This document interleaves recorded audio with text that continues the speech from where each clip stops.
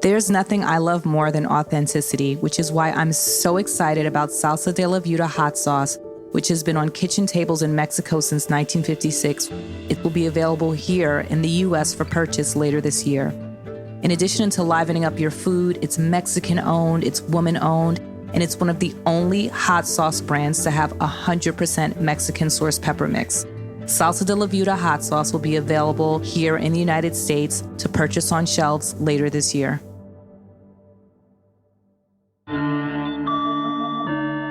Hey there, I'm Lezli Levene Harvell. Welcome to Impolite Conversation, the podcast, curated by the Iconoclast Dinner Experience.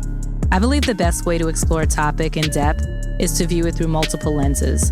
Join us as we explore race, culture, and societal issues through the lens of industry experts, writers, cultural critics, and HBCU students. I am Lezli. We are beginning a new topic today named Hamburgers and Hot Dogs Are German. You know that, right?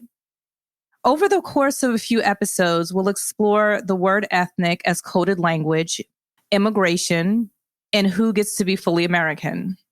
So German immigration to the United States boomed during the 19th century. Many of these immigrants opened restaurants in major cities such as New York and Chicago.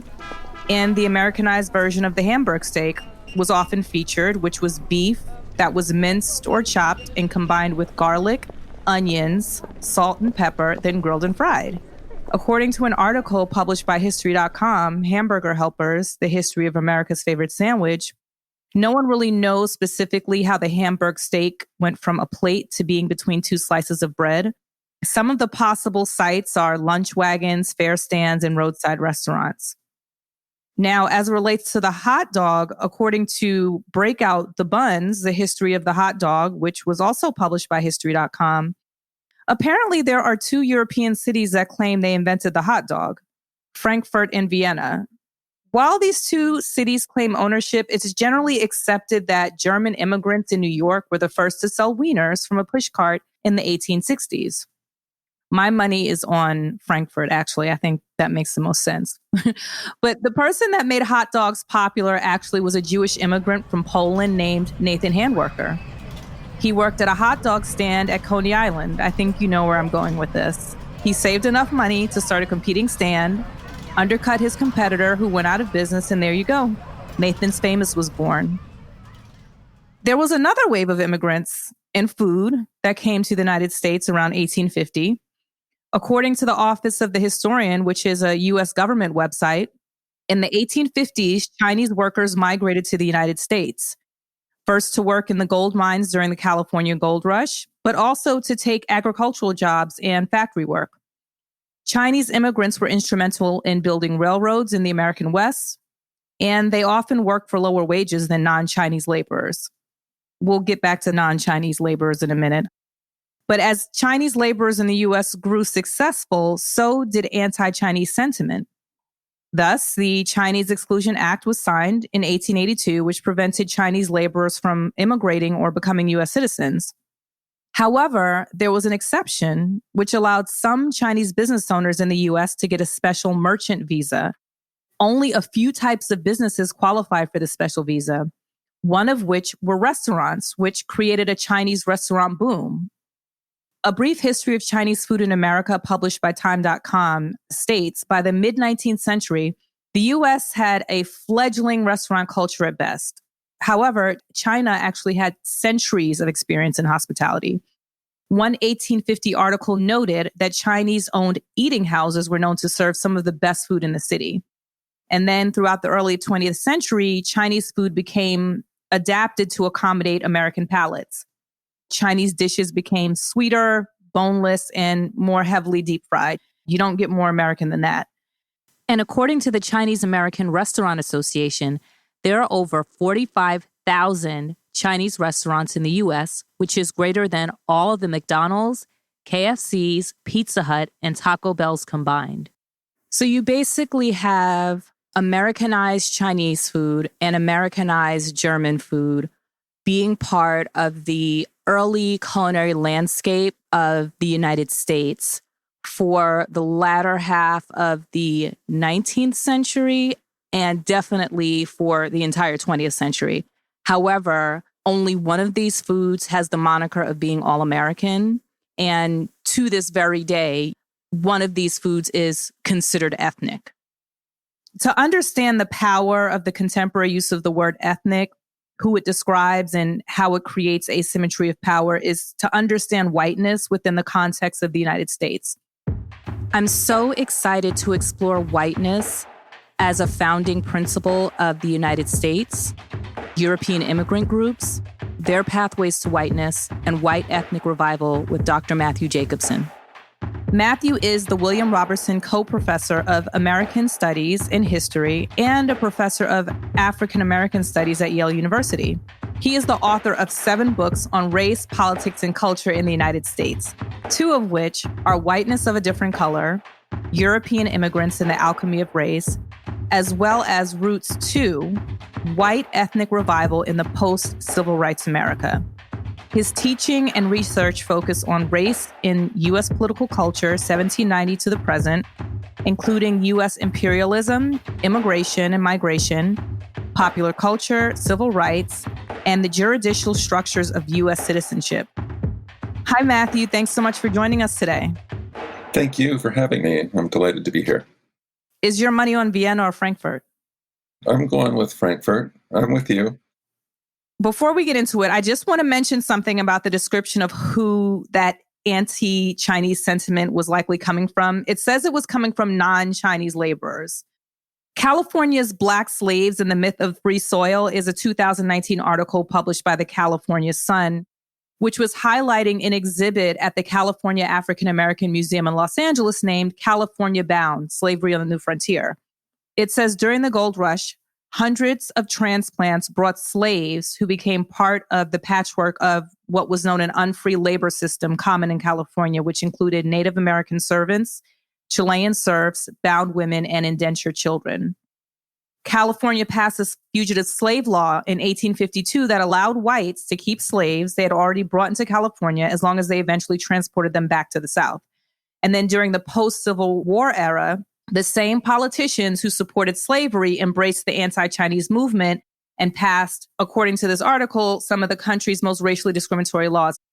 It's important to note that the country's first naturalization law in 1790, it was passed by the first U.S. Congress, when they were discussing who was eligible to become a naturalized citizen, they specified free white persons.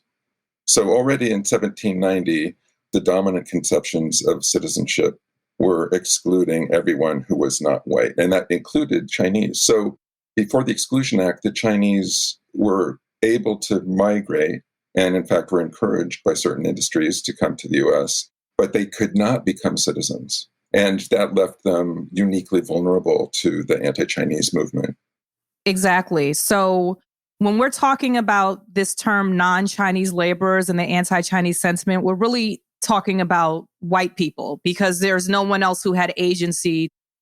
It wasn't the only anti-Chinese group, but it was one of the most active in the San Francisco area, called themselves the Sons of the Caucasian Race or something like that.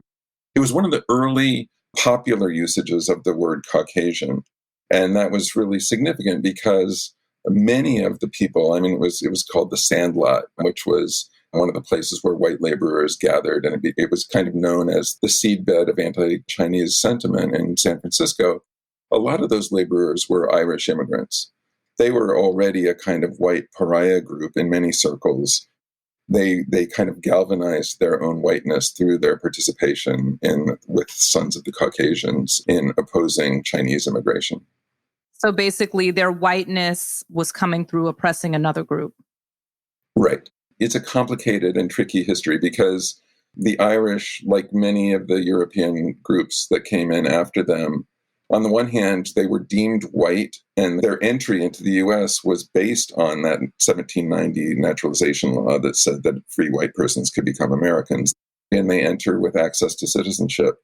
On the other hand, it's also true that they were hated and were a pariah group in the eyes of many, and their backwardness or their inferiority, as it was discussed at the time, was cast in racial terms.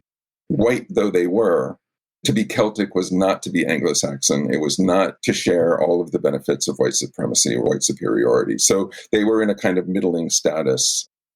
I want to get into that. We know race is a social construct, but it has real consequences, right? We also know that being white isn't biologic. What does it mean to be white? Well, in North America, in this political context, going back centuries, whiteness was really forged in the context of the Atlantic slave trade on the one hand and the dispossession of native nations on the other. And white persons were people who were not subject to those two kinds of political oppression. But the idea of whiteness finds its way into early colonial law, in statutory law, in 1,000 different ways. Who can marry whom, who can hold property, who can be property. The word white and the idea white is really structuring the ideas of citizenship and the polity and participation from the beginning. To me, I mean, that's really what whiteness is. It was forged in power. So we know that there were European immigrant groups that experienced a racist hierarchy within the white race, right? They weren't quite white, but they were assigned a higher social designation than Asians, Black people, Native Americans. They were whitish, right? They were white. They were white by law, right? But they weren't entirely white by custom. Let's put it that way. Right. Have you ever seen the show Blackish? I have. Okay. So how did these whitish groups become card-carrying members of the white race? And you talked about that a little bit. Sure. It's a very uneven history. And interestingly, it's a very regional history. If you were Italian, say, or Irish, it was easier to be a fully accepted member of, I'm putting this in scare quotes, the white race. If you were in the South, for example, where the white-black binary really was what framed people's understanding of society. I actually always tell people in the South, Southern culture trumps everything. Whether you're Italian, whether you're Jewish, it's Southern culture, and that's it. Right. I mean, and it is true. The white-black binary really framed the way people understood who was who in Georgia or Alabama. And as I mentioned, with the Irish in California, I mean, it was easier to be a fully embraced member of the white race in California in the 1870s if you were Irish than it was if you were in Boston. And that's one of the things that's meant when we say race is a social construction. We know that's true because we can see it, even though we experience it as unchangeable and a feature of the natural landscape. Historically, we can see people moving from one situation to another and their racial ascription change. And we can also see from place to place, for example, someone who's considered white in Haiti might be considered Black in the United States. It was a geographically kind of diverse process. But two of the things that really cement what becomes the 20th and 21st century notion of a kind of solidified whiteness.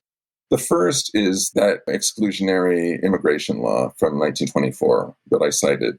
These peoples are talked about in racial terms because they're seen as such a problem. Once that problem is solved, and here again I'm using those heavy scare quotes, but once immigration is basically shut down and the crisis that immigration is perceived to create is lessened, then those folks, and it takes about a generation, but those folks cease to be seen in such starkly racialized terms. So that's one piece of it. We always have to go back to that founding generation. Like, what was it with them? Why did the circle of we the people need to be so narrow as far as they were concerned? And it was because they saw democracy as a really fragile experiment. They were removing the power of the monarch, taking a political structure in which all authority runs from the crown down to the people, and they're turning it on its side, and now social authority runs horizontally among the people. In the 21st century, we think of racism as being a contradiction to true democracy.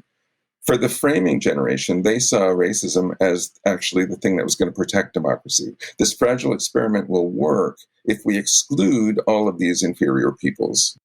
Well, and some would say that in terms of the framers of this country and the Constitution, they just replaced it with their own type of ruling class, right? For them, white meant ruling class. Right. And what I'm saying is that to them, excluding all those people was not a problem but a necessity, as they saw it. If you're going to have a functioning democracy, we're already talking about white males as the participants, right? Oh, yeah. So that's a really deep and a really important history, because I think that it explains why racism is so much at the core of American culture, because it started out as a guarantor of why this new nation was going to actually work. And so part of our long and really bloody history is trying to shed those notions. The other piece, though, I was going to say about the consolidation of whiteness in the 20th century, and this is an ironic piece, aside from that restrictive immigration law that, quote unquote, solved the immigration problem, the consolidation of whiteness also coincides with the African-American migration from the mostly rural South to the mostly urban North. And the African-Americans during the Great Migration, starting in the teens, settle in exactly the northern industrial cities where all of those problematic white people like Poles and Slavs and Hebrews and Mediterraneans are living. Ironically enough, it was those white racial groups, now becoming white ethnic groups, were the first beneficiaries in a weird way of the African-American migration, because once tens of thousands of African-Americans arrived on the scene in Boston, Philadelphia, New York, and Chicago, the social standing of all of these problematic white groups changed almost overnight. It elevates them. Yes. And they're like, woo, we are white. I am coming from a different frame of reference as a Black person, right? Mm-hmm. There was an article, I don't know if you saw it, published by the Washington Post in 2017, entitled, "The Irish Were Always White," and in parentheses, "so were Italians, Jews, and so on." And he basically says, yes, they were lower class white, but they were allowed to go to whites only schools. They did not suffer under Jim Crow. One of the things that he says, you can get a sense of who was thought to be white by what was considered to be an interracial marriage. There's nothing in what you just said that I disagree with. I think that's absolutely true. And I think that's why I always come back to the naturalization law that says that free white persons can immigrate to the country and become Americans, because that is the kind of bedrock that is underneath whatever else happens to the Irish or to Jewish immigrants. They're standing on that solid ground of white inclusion. But having said that, it is also true that when they became social pariahs for various reasons, that status was always described in racial terms. And in 19th century thought, traits that are marked externally on the face, on the physiognomy, in the hair, indicate something really important about character and moral compass and ability. So when the kilts become a problem in a city like Boston in the 1840s, they're talked about, even if they're white people and even if they're legally white, they are talked about in terms that have everything to do with racial thought. And this is why, for all of their participation in white privilege, which is really foundational and important, they are also uniquely telling groups to look at to see how race operates in the United States. Because when they're a problem, they're racialized. And the minute they cease being a problem, they're kind of deracinated. As the idea of American whiteness is in its nascency, can you describe what that hierarchy was, starting with white, going to whitish, and then? Yeah, so it's very easy to chart this across time using the major markers of U.S. immigration history. So that first naturalization law that I spoke of in 1790 uses the phrase free white persons to designate who's eligible and who's not eligible for citizenship. We know now, looking back, that if the framers had foreseen some of the folks who were later going to come from Europe, they might have been more precise. But they didn't see my grandparents, for example, coming. Where are your grandparents from? They're Russian Jews. But they didn't foresee the Irish in great numbers. They didn't foresee Italians, Southern Europeans, East Europeans. So they used this nearly universalist language to define whiteness that they ended up later refining. So group after group, really starting with the Irish in the 1840s, there's a series of European immigrant groups who come ashore as the white people who are defined by that law and eligible for the things that white people are eligible for, but are not at all the people who were foreseen, and they are not at all people who seem to the patrician kind of old guard, the Anglo-Saxon stewards of New England. These newer groups do not seem like a good bet for democracy. they're not going to possess all of the virtues that seem to be necessary for a democracy to function smoothly. And so between the 1840s and the 1920s, when you get this passage of the most restrictive immigration law to that point, throughout that period, it's about 3 generations, you get this kind of fracturing of whiteness. You see first the Irish, and then Italians, Jews, who were called Hebrews. Are Jews below the Italians? Or are they like on the same, like, I'm serious. Like, for the most part, no, I'm serious too. I mean, I think the US government put out, as part of an immigration study in 1907, they put out a volume called the Dictionary of Races and Peoples. Predictably enough, the judgments that are made on all of these different groups predictably run from the lightest skinned groups being at the top of the hierarchy, and the further down you go, the darker and darker the groups are. Sounds familiar. Exactly. Sounds familiar. Exactly. Until you get to, who we would call people of color. But unlike our own thinking on this question, in 1907, naming the white races entailed naming about 37 different groups.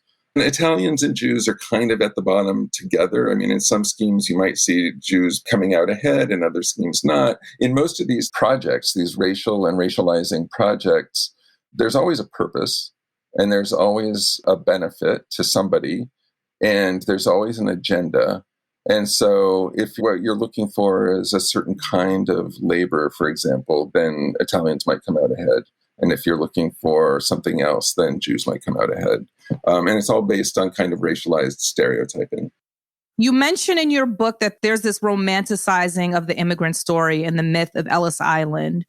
This is tapping into white ethnic identity as a backlash to the civil rights movement.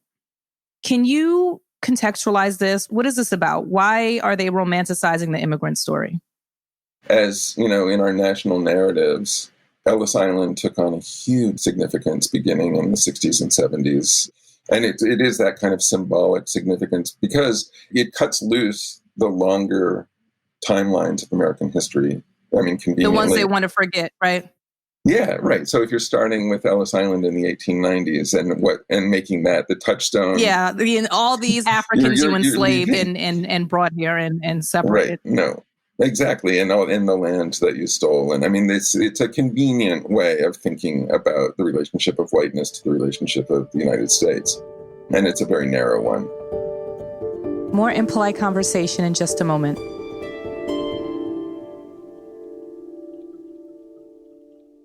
HBO's latest documentary, Stockton on My Mind, is the multi-layered story of millennial mayor Michael Tubbs, whose own experience growing up in poverty and violence inspired him to create innovative change in his hometown of Stockton, California. Becoming the city's youngest and first African-American mayor, the film follows Tubbs as he defies expectations and makes efforts to reverse the fortunes of a city known as one of the poorest, most violent, and least literate in the nation. Directed by Emmy winner Mark Levin, stream it now on HBO Max. Visit hbomax.com to sign up for your 7-day free trial. So there's that law in 24 that shuts down immigration. You get roughly a generation's worth of historical time passes when these white ethnic enclaves are not being revitalized through continued immigration, right? There's a kind of waning salience of the meanings of their particular ethnic identity as, one generation passes to the next. There are things like housing laws that encourage them to move to the all-white suburbs and don't bar them from that experience, and that really break down that older kind of ethnic sense of community that had held in the urban enclaves. But by the 1950s and 1960s, you have a rising generation of white ethnics whose parents have really jettisoned every idea or have tried to bury their ideas about their own ethnic identity because it was a piece of unwanted baggage as far as they were concerned.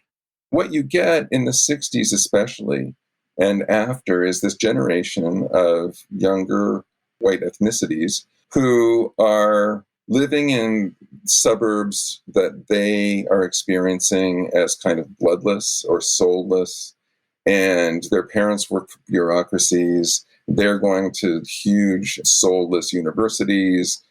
Ethnicity, reclaiming the kind of romantic version of their grandparents' lives, becomes a way of retrieving something that seems like a usable past for them, and a romantic one. But this also coincides with the civil rights movement, and it's absolutely crucial. That kind of resurgent ethnic identity, whether it's Polish American, Irish American, Italian American, Jewish American, it kind of performs a double duty. On the one hand, it's a disavowal of white privilege. It's an attempt to put some distance between oneself and that history of white privilege that is just now in the civil rights era getting a full airing in public discussion.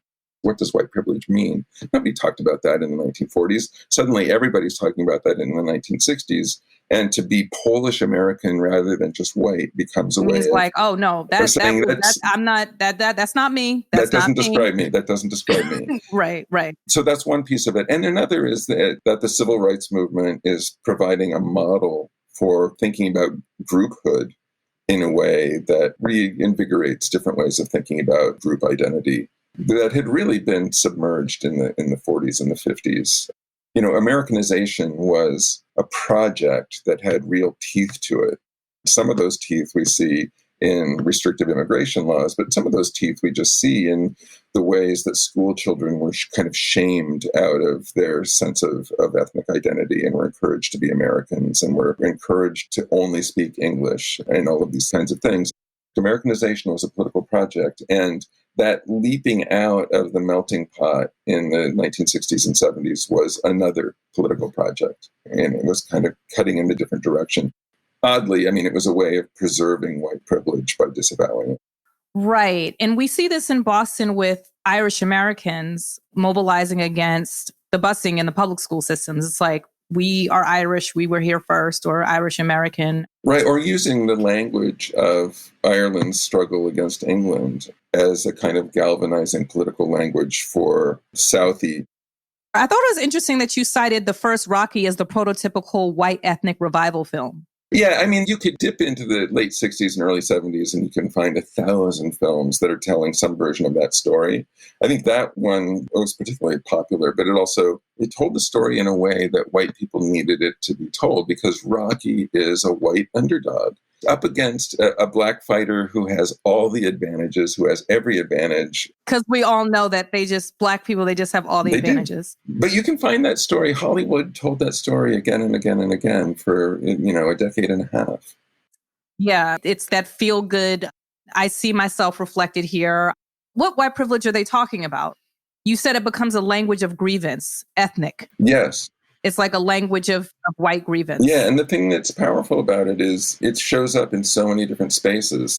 It's a really personal story for a generation of white ethnics who experienced it more as their own kind of interior roots trip than maybe as a structural thing that was happening.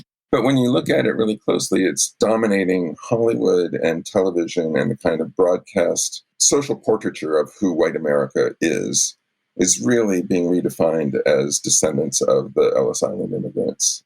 But then you have the state, you have the government sanctifying Ellis Island as the jewel of the crown of the U.S. park system. And more people visit Ellis Island as tourists to celebrate the story that's told there than ever came there as immigrants, even at its height in the first decade of the 20th century. What's also happening in the 60s is this acceleration of immigrants from the British colonies, for example, like from Jamaica, which is where my family is from. And then there was a political instability in Haiti, Cuba, and the Dominican Republic, which drove migration to the U.S. from these islands. So it was basically on and popping with coloreds coming in with their accents and their food, on top of the civil rights movement. But what you were saying, I mean, is fascinating because it's taken us a really long time to fully grapple with the complexities of Blackness in the United States and how many different ethnic groups and national groups we're talking about. The blanket term Black, or the blanket term African American even, which is a misnomer in many cases, but it stands in for the Black population in a way that conceals much more than it reveals about who Black Americans actually are. It's the 65 immigration law is the one that really undoes that law from 1924 that I was talking about. It's the one that opens up the gates again. History is nothing if not ironic. It was John F. Kennedy's project before he was assassinated, and then Johnson carried it on after him. But Kennedy's idea, it was really twofold. He wanted a liberalized immigration policy because he thought it just looked bad at a moment when, because of the Cold War and the United States claims to being the leader of the free world and all of that, it just looked bad to have a patently racist immigration law on the books, and he wanted that gone. But he also had this really romantic idea that if you changed the laws, the people who would come over, the people who would take advantage of them, would be his Irish cousins, right? I mean, that was what was envisioned. It was more European immigration. Like, you vote for me, I'll let your cousin in. And it didn't work out that way at all. So, your cousins came.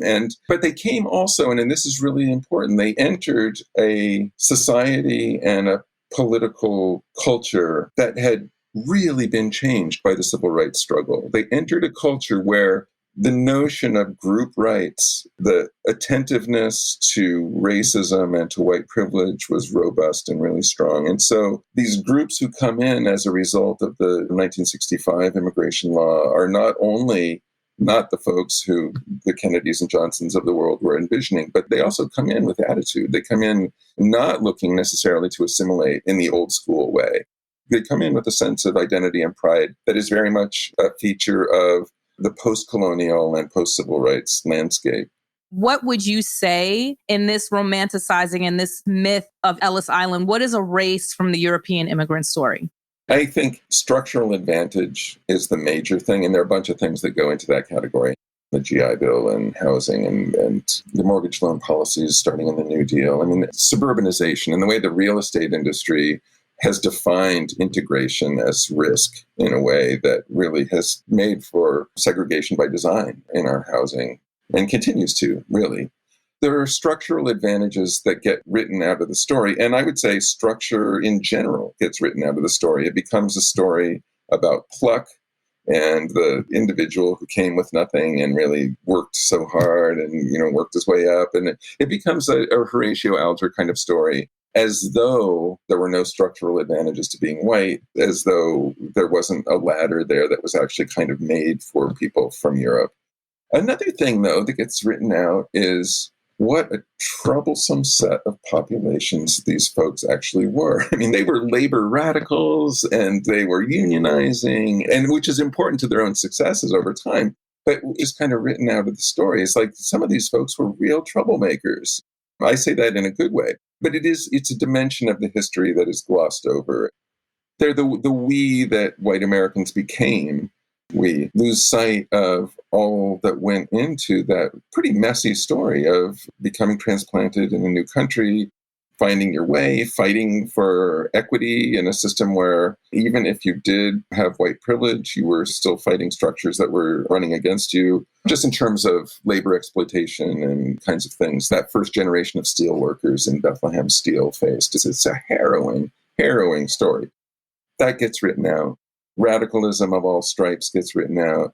The extent to which these white groups were really the beneficiaries of an ongoing racist story. And they were able to jump the turnstile from their own pariah status as Celts or Hebrews or whatever to the other side of white privilege. But they didn't dismantle those structures. They rode that escalator.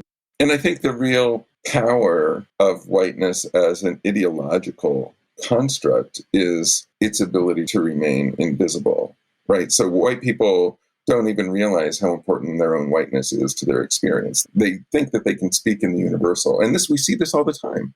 And this is what we're seeing, with Barbecue Betty or all these crazy people who are picking up the phone and calling the cops because there's a black family barbecuing in the park. Their sense of the way they occupy space is very much a racialized and privileged position, but they don't experience it that way at all. Like that's invisible to them.